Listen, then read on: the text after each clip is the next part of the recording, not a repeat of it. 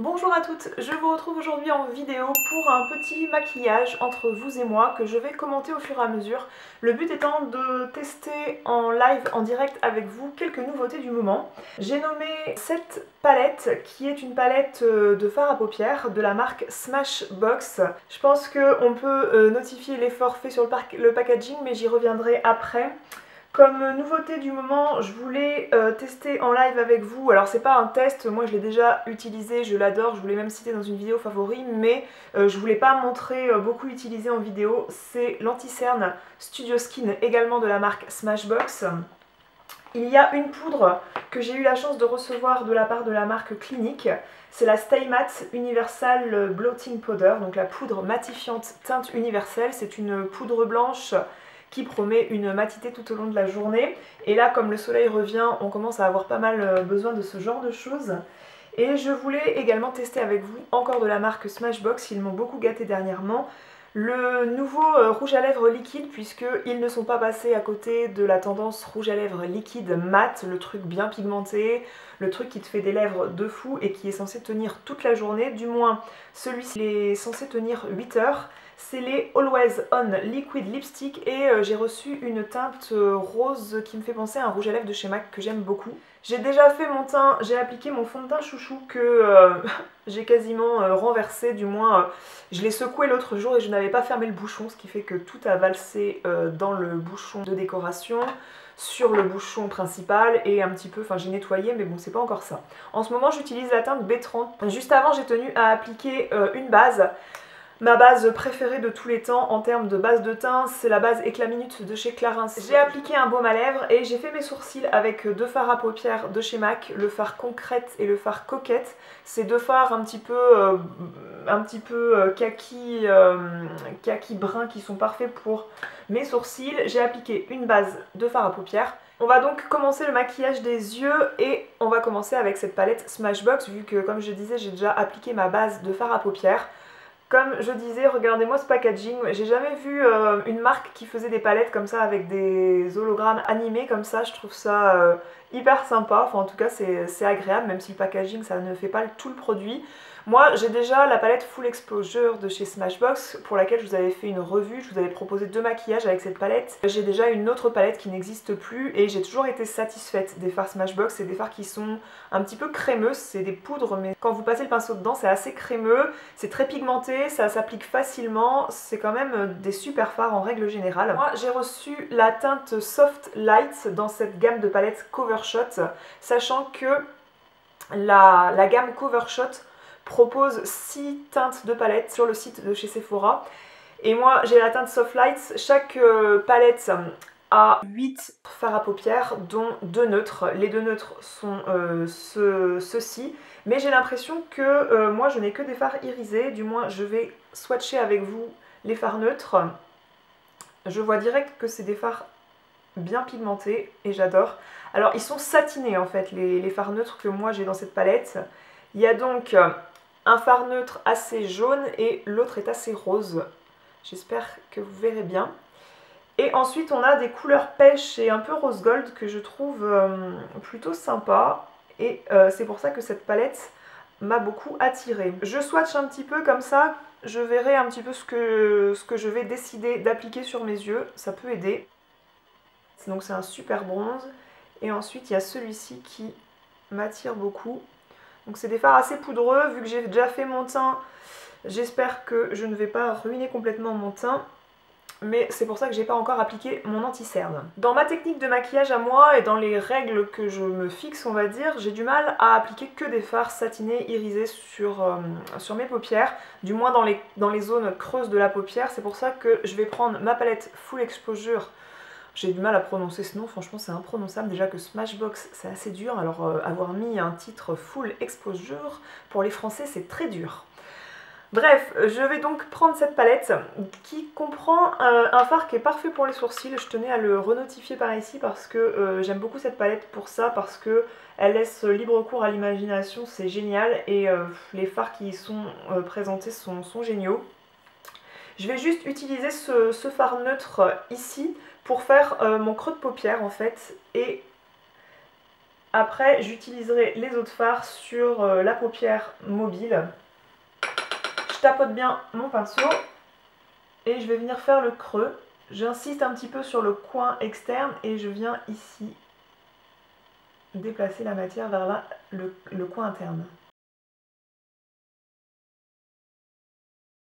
Ensuite, je viens prendre le marron plus chocolat ici pour juste l'appliquer en coin externe. Je vais prendre un pinceau propre qui est un 217 de MAC et je vais venir estomper tout ça en repassant, faisant des petits cercles comme ça. On va tout de suite passer à la couleur avec cette palette Covershot. Je vais prendre le fard bronze là qui m'a un petit peu subjugué quand je l'ai swatché ici. Je vais prendre un pinceau à poil naturel, c'est le 239. Et vous voyez, je prélève quasi rien, il y en a déjà pas mal sur le pinceau du fait de cette matière bien crémeuse. Je tapote, ça fait du bruit, désolé, mais c'est super utile. Surtout, on vient tapoter pour que le fard marque bien la paupière. Et ouais, je retrouve la qualité des fards Smashbox qui est vachement bien. Mes deux paupières sont faites, je vais estomper et cette fois je vais aller uniquement délicatement vers l'extérieur. Histoire qu'il n'y ait pas d'amas de matière en fait dans les creux. Je viens prendre le petit pinceau qui est à l'embout de ce pinceau Urban Decay qui était fourni dans une palette Naked et je vais prendre ce fard-ci qui est un rose gold en quelque sorte qui va prendre place là.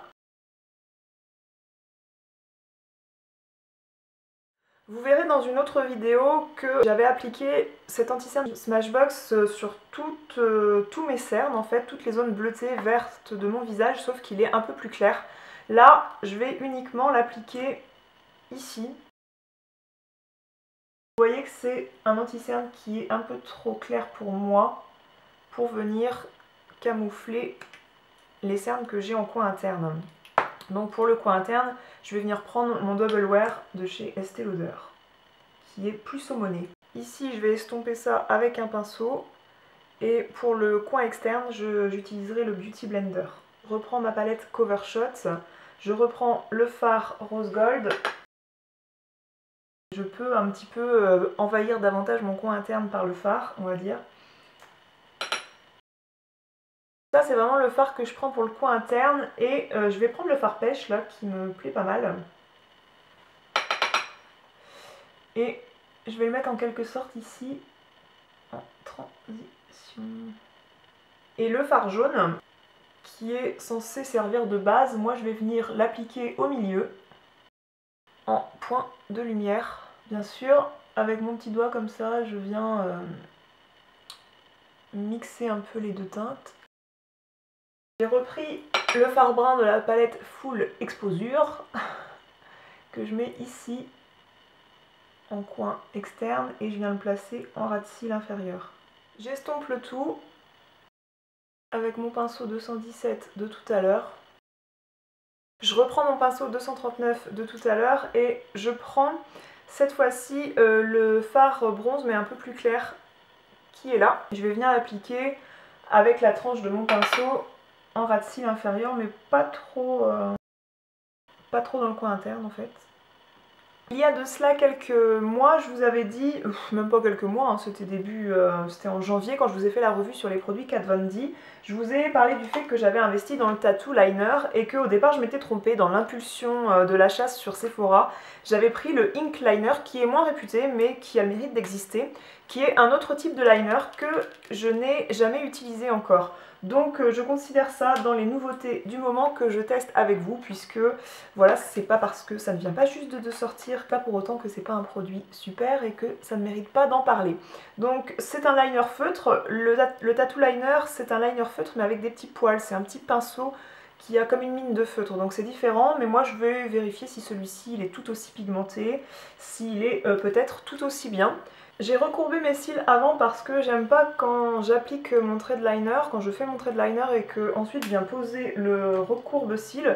Souvent il y a des restes de fard à paupières en fait qui viennent s'imprimer sur mon trait de liner que je veux moi ultra black, ultra noir, donc c'est un peu dommage. J'ai un miroir ici, ce qui est mieux c'est de le regarder comme ça, de se voir vraiment en bas au départ en tout cas. À mon sens pour tracer la virgule c'est plus pratique.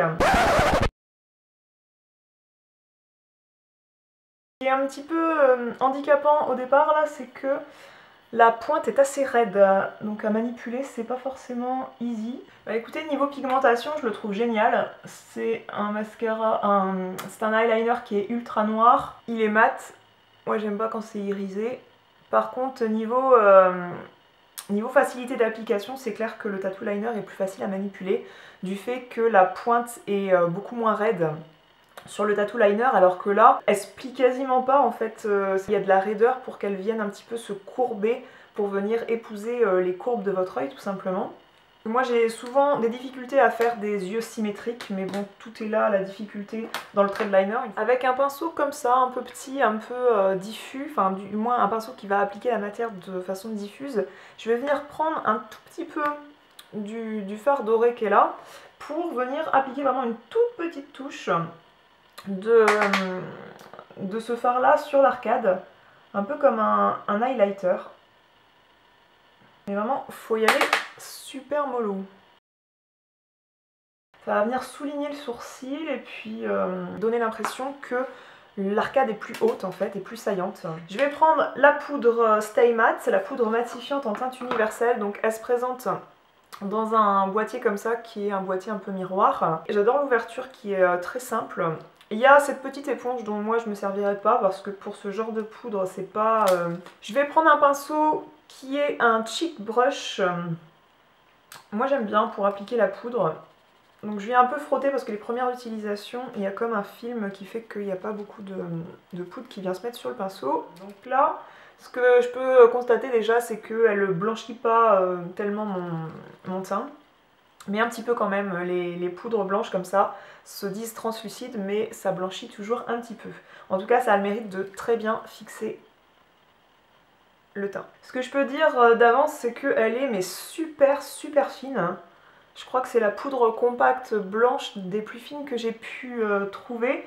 Et du coup, elle floute vachement bien les pores. Si vous voulez supprimer ce résultat poudré qui va disparaître 1 heure après, hein, souvent, vous faites votre teint. Avant de donner un premier avis, il faut attendre une petite heure pour voir comment le fond de teint vit sur votre peau et pour justement supprimer ce côté première application qui est pas super. Mais si vous voulez directement enlever le côté poudré, mettez une brume fixatrice comme ça qui va venir un petit peu réhumidifier le tout. J'ai pas fini mon maquillage donc je vais pas appliquer de brume fixatrice de toute façon. Je vais appliquer la Chocolate Soleil de chez Too Faced avec un pinceau duo fibre pour avoir la main légère. Ah ouais, cette poudre elle est super fine à mon avis. C'est une poudre qui peut être super pour l'anti-cerne. Parce que si vous voulez fixer votre anti-cerne, ça marquera toujours d'un côté les ridules un peu plus, hein, de mettre une poudre sur les cernes. Mais là elle est quand même super fine.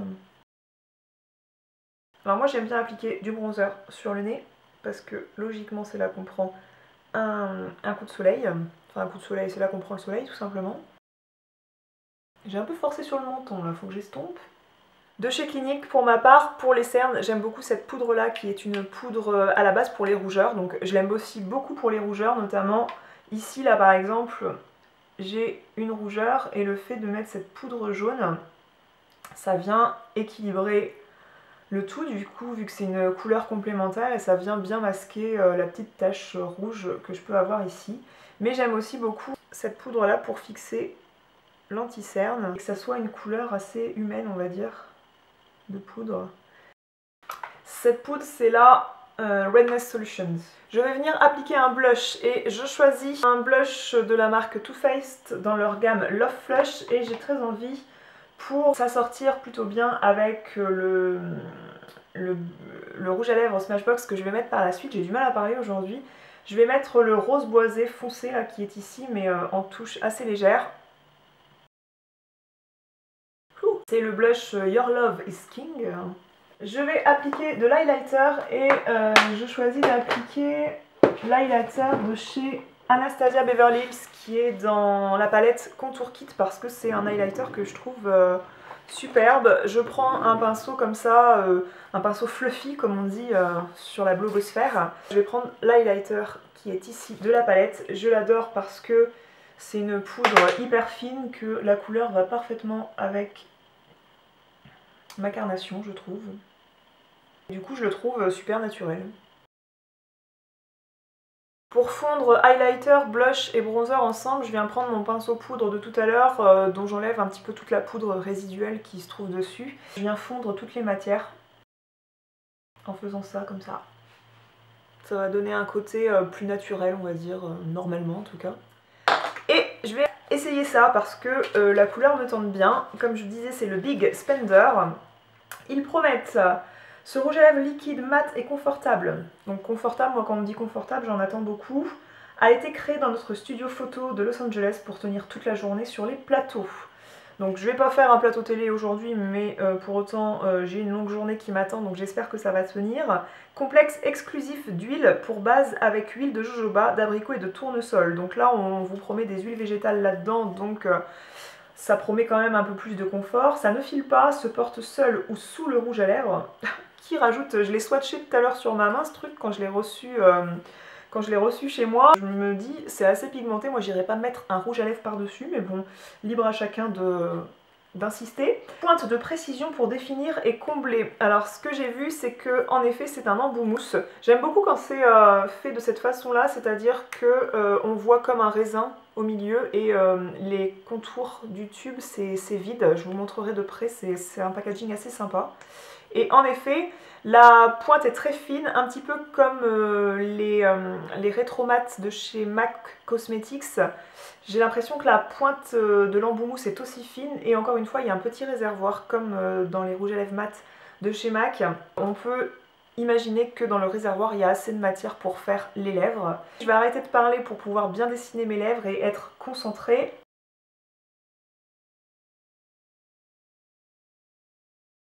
Alors j'ai pas encore replongé l'embout mousse dans le packaging parce qu'apparemment il n'y a pas besoin. Est-ce que vous appliqueriez en plus de ça un rouge à lèvres? Dites-moi ça en commentaire sous l'article du blog parce que moi clairement je trouve que ça suffit, hein, faut pas... Ouais, ça j'aime pas par exemple, ça a transféré un petit peu sur les dents. J'ai essayé des rouges à lèvres liquides dernièrement qui séchaient immédiatement et qui du coup ne transféraient absolument rien sur les dents. En tout cas ça sèche quand même rapidement vite, ça se sent d'un point de vue confort. Ça vient pour l'instant pas trop marquer les stries. C'est un rose qui se rapproche un peu du prune quand même. J'aurais préféré que ça soit un rose moins prune que ça, mais c'est une couleur très sympa. C'est une couleur qui peut être très belle à porter avec du bleu marine, l'été, tout ça. C'est une couleur qui a du peps. C'est pas une couleur feutrée comme j'ai pu vous présenter concernant le rouge à lèvres rétro mat de chez MAC. En tout cas, je vous laisse me regarder de près quelques secondes pour voir un petit peu le résultat final de ce maquillage. Je ferme un petit peu les yeux délicatement pour que vous voyez un petit peu le rendu de plus près des fards sur mes paupières. Je suis très satisfaite de ces couleurs. Les fards Smashbox de toute façon, je suis très contente. C'est clair que cette palette, par contre, c'est pas une palette où vous avez les essentiels pour partir en week-end.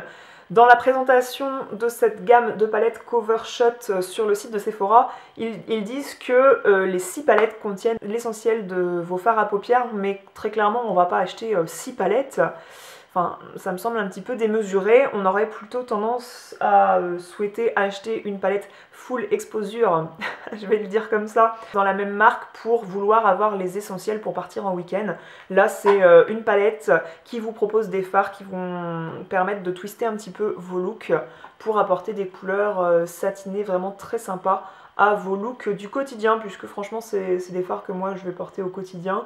Ils sont vraiment sympas, ils sont satinés, ils sont pas irisés, donc ça se porte relativement facilement. Je pense que vous voyez de près que ce qui est de plus chargé là sur mon visage c'est le rouge à lèvres, c'est pas les fards. Je peux d'ores et déjà vous dire que en tout cas là le rouge à lèvres ne vient pas absorber toute l'eau qui se trouve sur mes lèvres, d'autant plus que j'avais appliqué un super baume à lèvres par dessous. Le confort est plutôt sympa pour l'instant. L'estompage est est pas très harmonieux, enfin c'est assez correct du moins pour aller faire une retouche. Par exemple si j'étais à l'extérieur, il suffit que j'ai mon rouge à lèvres liquide dans le sac et je pourrais faire une retouche très facilement du fait que ça n'a pas migré, j'ai pas de produit qui est venu sur les dents, ça a bien séché. Je trouve le produit vraiment très confortable parce que voilà, j'ai pas l'impression que ça m'absorbe toute l'eau dans la bouche depuis les quelques heures que je porte ce produit. Là j'ai pas fait de retouche, j'ai déjà mangé il y a 2 heures, donc ça fait à peu près 4h30 que je suis maquillée et je suis très satisfaite du résultat de la poudre.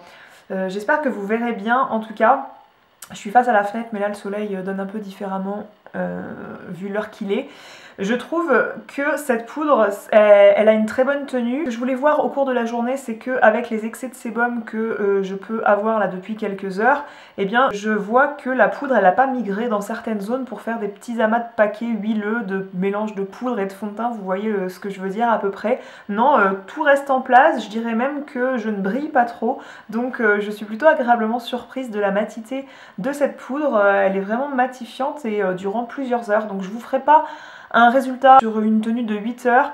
Je vous dirai à peu près ce que j'en ai pensé, que ça donnait en fait quand je me suis démaquillée et je vous mettrai tout ça sur le blog.